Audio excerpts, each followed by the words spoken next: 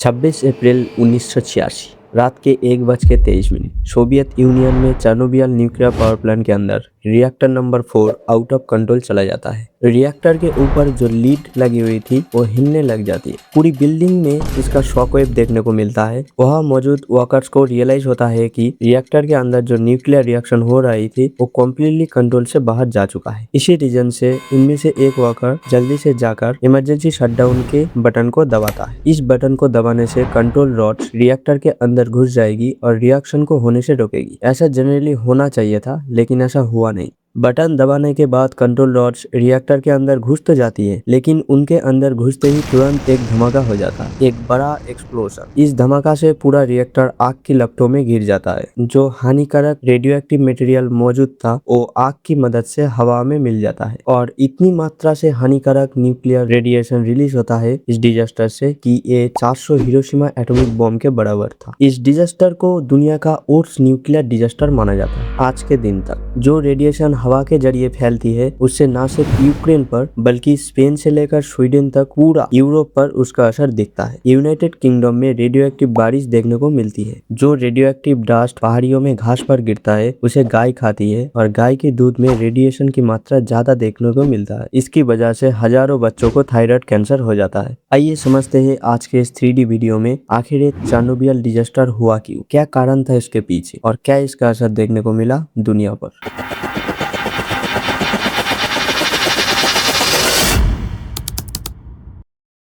Second world war के बाद Soviet union ने बहुत पैसा इन्वेस्ट किया न्यूक्लियर पावर में। ढेर सारा न्यूक्लियर पावर प्लांट बनाया और इनमें से एक था चेर्नोबिल न्यूक्लियर पावर प्लांट। इसका ऑफिशियल नेम था Vladimir Lenin nuclear power plant. इसे अर्ली 1917 में बनाया गया और इवन दो इसका नाम चेर्नोबिल रखा जाता है, ये चेर्नोबिल शहर में नहीं बना था। चेर्नोबिल एक छोटा सा शहर है जो करीब 16 किमी दूर था न्यूक्लियर पावर प्लांट से। लेकिन ये Chernobyl power plant Soviet Union के one of the most advance nuclear power plant में से एक था। इनमें 4 न्यूक्लियर रिएक्टर था RBM के 1000 डिजाइन के। पहले 2 रिएक्टर का ऑपरेशन शुरू हुआ था 1977 में, तीसरे का 1981 में और चौथा का 1983 में। पावर प्लांट्स का पर्पस होता है बिजली जनरेट करना। इस केस में हर रिएक्टर 1000 मेगावाट इलेक्ट्रिसिटी प्रोड्यूस कर सकता था। चारों रिएक्टर साथ में मिलकर पूरा यूक्रेन देश की 10% इलेक्ट्रिक सप्लाई प्रोवाइड करता था। तो आप इमेजिन कर सकते हो कि कितना पावरफुल था ये रिएक्टर्स। अब इस चेर्नोबिल डिजास्टर पर आए तो ये डिजास्टर रिएक्टर नंबर 4 में हुआ था, जब एक रूटीन सेफ्टी टेस्ट चलने लग रहा था। एग्जैक्टली क्या हुआ था उस दिन, ये समझने के लिए हमें सबसे पहले जानना पड़ेगा एक न्यूक्लियर रिएक्टर काम कैसे करता है। आप बिजली जनरेट करने के ज्यादातर तरीकों में सिंपल से सिंपल शब्दों में कहूँ तो आपको एक पहिए घुमाना पड़ता है, मूवमेंट चाहिए होता है, काइनेटिक एनर्जी की जरूरत होती है। हाइड्रो इलेक्ट्रिक में जब पानी ऊपर से नीचे गिरता है वो पहिए को घुमा देती है। विंड एनर्जी में हवा उस टरबाइन को घुमाती है। थर्मल पावर प्लांट में जहाँ पर कोयले से इलेक्ट्रिसिटी बनती है वहाँ पर स्टीम रिलीज होती है कोयले को जलाने से और वो स्टीम बाद में जाकर पहिए को घुमाता है। तो न्यूक्लियर एनर्जी के केस में भी पहिए घुमाने के काम एक्चुअल में स्टीम करता है, लेकिन स्टीम बनाने के लिए हमें पानी को हीट करना पड़ता है। थर्मल एनर्जी के केस में कोयले हीट अप कर देती है पानी को। न्यूक्लियर एनर्जी के केस में जो न्यूक्लियर रिएक्शन होने लग रहा है वो पानी को हीट अप करती है। अब एक सिंपल डायग्राम को देखिए। एक टरबाइन है जो घूमती है स्टीम की वजह से और वो जो स्टीम जनरेट होती है क्योंकि न्यूक्लियर रिएक्शन की वजह से पानी हीट अप हो जाती है। अब ये जो पानी है ये कूलेंट का भी काम करता है रिएक्टर के आसपास की ओवर हीटिंग को रोकने के लिए। ये पानी की सप्लाई कांस्टेंट होनी जरूरी है। इंपॉर्टेंट चीज ये है कि पानी की सप्लाई हमेशा कंसिस्टेंटली होनी चाहिए और इसके लिए वाटर पंप्स जो पानी को पाइप में पुश करने लग रहा है वो हमेशा चलती रहना चाहिए। लेकिन तब क्या होगा जब पावर कट हो जाएगी, बिजली चली गई तब। तो ये इंश्योर करने के लिए कि वाटर पंप हमेशा चलती रहे, चेर्नोबिल प्लांट्स में कुछ बैकअप डीजल जनरेटर था, लेकिन इन जनरेटर को चालू करने में 1 से 2 मिनट का समय लगता था। उन 1 से 2 मिनट के लिए भी कोई और पावर सोर्स चाहिए था ताकि ये पंप को चला सके। तो चेर्नोबिल रिएक्टर को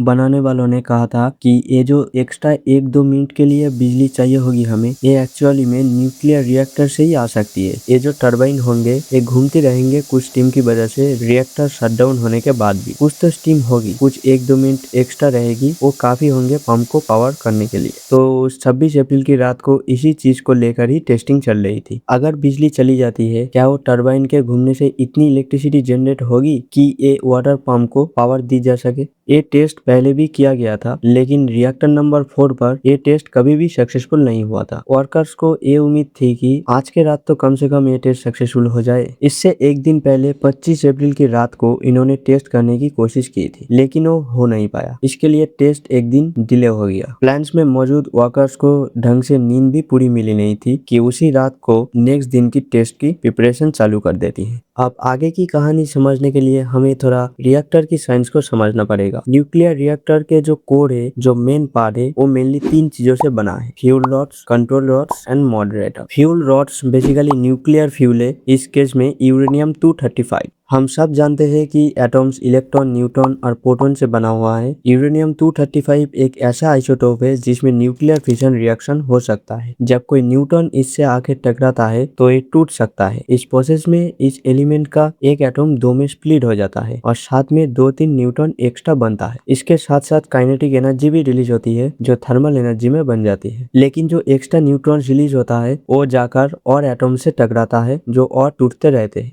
फिर और देखते ही देखते एक चेन रिएक्शन होने लग जाती है जिसको हम न्यूक्लियर चेन रिएक्शन कहते हैं। इस रिएक्शन को स्लो डाउन करने के लिए कंट्रोल रॉड्स का इस्तेमाल किया जाता है। इस केस में कंट्रोल रॉड बनी है बोरोन कार्बाइड की। बोरोन एक्चुअली में एक ऐसा एलिमेंट है जो न्यूट्रॉन को बड़े अच्छे तरीकों से एब्जॉर्ब करती है। अगर वो बोरोन में जाकर एब्जॉर्ब हो जाएगी तो वो बाकी एटम से जाके टकराएगी नहीं और रिएक्शन की स्पीड स्लो हो जाएगी। तो जितनी ज्यादा अंदर घुसाओगे इन कंट्रोल रॉड्स को उतनी ही ज्यादा स्लो डाउन हो जाएगी रिएक्शन। इसके अलावा जो तीसरी चीज मैंने आपको बताई थी मॉडरेटर, इस केस में ग्राफाइट की ब्लॉक से मॉडरेटर। ये एक्चुअली में रिएक्शन को स्पीड अप करने का काम करता है। ग्राफाइट न्यूट्रॉन की एनर्जी को स्लो डाउन कर देता है जिससे चांस बढ़ जाता है कि न्यूट्रॉन जाकर और यूरेनियम एटम से टकराए। आप इमेजिन करो एक गाड़ी रास्ते पे चल रहा है, गाड़ी है यूरेनियम की फ्यूल रॉड्स। मॉडरेटर यहाँ पर गैस पेडल की काम करता है, उसे जितना दबाओगे रिएक्शन उतना स्पीड अप होगा। और कंट्रोल रॉड यहाँ पर ब्रेक का काम करता है, ब्रेक को दबाओगे तो रिएक्शन स्लो डाउन हो जाएगी। तो 26 अप्रैल की रात को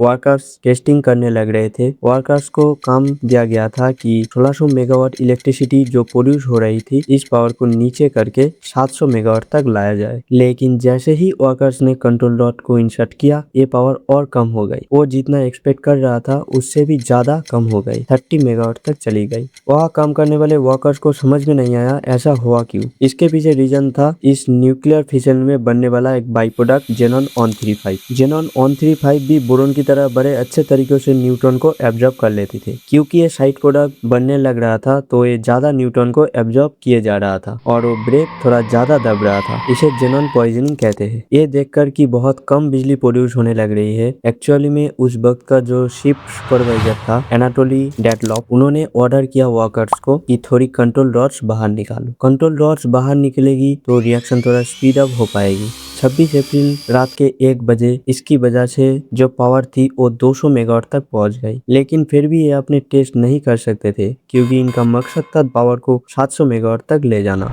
एनाटोली ने फिर इंस्ट्रक्शन दी कि भाई और स्पीड अप करो और कंट्रोल रॉड बाहर निकालो। हुआ यूं कि 211 कंट्रोल रॉड्स होती है रिएक्टर में, उनमें से सारे बाहर निकल चुके थे 8 के सिवाय। सिर्फ 8 कंट्रोल रॉड अंदर घुसी हुई थी। ये एक्चुअली सेफ्टी प्रोटोकॉल का वायलेशन था क्योंकि रूल बुक में लिखा गया था किसी भी हालत में 15 से कम कंट्रोल रॉड नहीं होनी चाहिए। इसी रीजन से पावर फिर से तेजी से बढ़ने लगी। रात के 1:19 एक्चुअली में इतनी तेजी से कंट्रोल रॉड्स बाहर निकाली गई कि रिएक्शन सडनली बहुत स्पीड अप हो गया और जो थोड़ा बहुत पानी मौजूद था कोर के अंदर वो अचानक स्टीम में बदल गया। इसका मतलब ये भी हुआ कि पानी की मात्रा कम होती गई और पानी यहाँ पर कूलेंट का कम कर रहा था। ये एक पॉजिटिव फीडबैक लूप क्रिएट हो गया है यहाँ पर। जैसे जैसे पानी स्टीम में बदलते जा रहा था पानी कूलेंट की तरह एक्ट नहीं कर पा रहा था, जिसकी वजह से रिएक्शन और स्पीड अप होता जा रहा था। मॉडर्न रिएक्टर्स में पानी मॉडरेटर का काम करता है, तो पानी कम होने पर रिएक्शन स्लो हो जाती है, नेगेटिव फीडबैक लूप। पर यहाँ आरबीएम के रिएक्टर में ग्राफाइट मॉडरेटर था। अभी तक जो जेनॉन मौजूद था वो इस रिएक्शन के स्पीड अप होने की वजह से जल गया, तो अब जेनॉन भी नहीं बचा न्यूट्रॉन को एब्जॉर्ब करने के लिए। ये वो पॉइंट था जहाँ पर एक्सट्रीम पावर सर्च हो गया। वर्कर्स ने रियलाइज किया कि अब एकदम से स्टॉप दबाने की जरूरत है। रात के 1:23 पर इमरजेंसी स्टॉप के बटन को दबाया। इस बटन को दबाने का मतलब था कि कंट्रोल रॉड्स वापस घुस जाएगी रिएक्टर के अंदर। ऊपर ऊपर से देख के आपको लगेगी कि बड़ी ही लॉजिकल स्टेप है, ब्रेक दबाने की जरूरत है, लेकिन इस रिएक्टर में एक डिजाइन फ्लॉ था। कंट्रोल रॉड एक्चुअली में दो हिस्सों से बनती है। मेन हिस्सा बोरोन से बना है जो ब्रेक है, लेकिन जो टिप है इस कंट्रोल रॉड की वो ग्राफाइट से बनी है और ग्राफाइट यहाँ पर मॉडरेटर का काम करता है। तो हुआ यूं, जैसे ही वो बटन दबाया गया सारी कंट्रोल रॉड्स अंदर घुसाई गई। सारी कंट्रोल रॉड की टिप पर ग्राफाइट मौजूद था। एकदम से धमाका हो गया। ग्राफाइट ने उस ऑलरेडी तेज चल रहा रिएक्शन को और भी एक्सट्रीम तरीके से स्पीड अप कर दिया। रिएक्टर की पावर जनरेशन 33,000 मेगावाट तक पहुंच गई। ये पहला धमाका 6 से 7 सेकंड बाद हुआ इमरजेंसी बटन दबाने के। 2 से 3 सेकंड बाद एक और इससे भी ज्यादा पावरफुल धमाका हुआ, जो इस पूरी स्ट्रक्चर के ऊपर 1000 टन की लीड लगी हुई थी वो भी हवा में उड़ गई। रात के 1:26 पर फायर अलार्म बजना शुरू होता है। फायर फाइटर आती है। उन्हें लगता है कि नॉर्मल आग लगी होगी, पानी से आग बुझाना शुरू करता है, लेकिन ये जो आग लगी थी एक ग्राफाइट की आग थी, तो इतनी आसानी से बुझने वाला आग नहीं थी। हेलीकॉप्टर से सैंड, क्ले और इंसुलेटिंग मटेरियल आग के ऊपर गिराकर आग बुझाने की कोशिश की गई थी, लेकिन रेडिएशन और हीट की मात्रा इतनी ज्यादा थी कि एक हेलीकॉप्टर तो इसकी वजह से क्रैश भी कर गया था। जो फायर फाइटर्स आग बुझाने पहुंचे थे, जब वो वापस अपने घर गए तो उन्हें फटीग होने लगे, उल्टी आने लगे। ये सारे रेडिएशन सिकनेस का सिम्टम था। करीब 28 फायर फाइटर्स इनमें से एक्चुअली में कुछ महीनों के बाद ही मारे गए। 10 दिन बाद आग तो बुझ गई, लेकिन एक बहुत बड़ी प्रॉब्लमेटिक चीज थी। रिएक्टर के नीचे एक पानी की टंकी थी जो रेडियो एक्टिव वाटर से भरी हुई थी। अगर वो पिघला हुआ रिएक्टर का मलबा उस पानी से जाके टच कर जाता तो ये पानी अचानक से स्टीम में बदल जाता और एक तीसरा धमाका होता। कहा जाता है कि अगर एक तीसरा एक्सप्लोजन हो जाता, ये इतना खतरनाक होता कि मिलियंस ऑफ लोग मारे जाते और अगले 5 लाख सालों के लिए ऑलमोस्ट पूरा यूरोप कॉन्टिनेंट अनइनहेबिटेबल बन जाता। इस चीज को रोकने के लिए एक और तरीका था कि कोई वहां पर जाकर उस पानी की टंकी में डुबकी लगाए और पानी को ड्रेन कर दे, लेकिन ये रिस्की भी था। आखिर में 3 लोग ये काम करता है, एलेक्सी एनेनेंको, वैलेरी बेस्पेलॉव और बोरिस बैरानॉफ। 4 मई 1986 को सिंपल ड्राइविंग सूट पहनकर इन्होंने वाटर टैंक के अंदर ड्राइव किया। अंधेरे में सिर्फ एक लैंप की मदद से इन्होंने स्विमिंग करी और वो वाल्व लोकेट किया जिनको खोला जा सके। अच्छी खबर ये है कि ये तीनों ड्राइवर एक्चुअली में सर्वाइव कर गए। आज के दिन उस एरिया को रेड फॉरेस्ट बुलाया जाता है क्योंकि पेड़ पौधे रेडिएशन से लाल हो गया था। इंसानों ने उस एरिया में रहना कम्प्लीटली छोड़ दिया है, लेकिन मोर और लेस उस एरिया को नेचर ने टेक ओवर कर लिया है। कुछ बड़े एनिमल्स जैसे वुल्व्स, डियर, ईगल्स, बेयर इस जगह पर अब पाए जाते हैं क्योंकि इंसान यहाँ पर मौजूद नहीं है, तो ये जानवर यहाँ ग्रो कर रहा है। तो ये था कहानी दुनिया का सबसे खतरनाक न्यूक्लियर डिजास्टर का। अगर वीडियो पसंद आया तो वीडियो को एक लाइक और सब्सक्राइब करके कमेंट में बता सकते हो नेक्स्ट किस टॉपिक पर वीडियो देखना चाहते हो।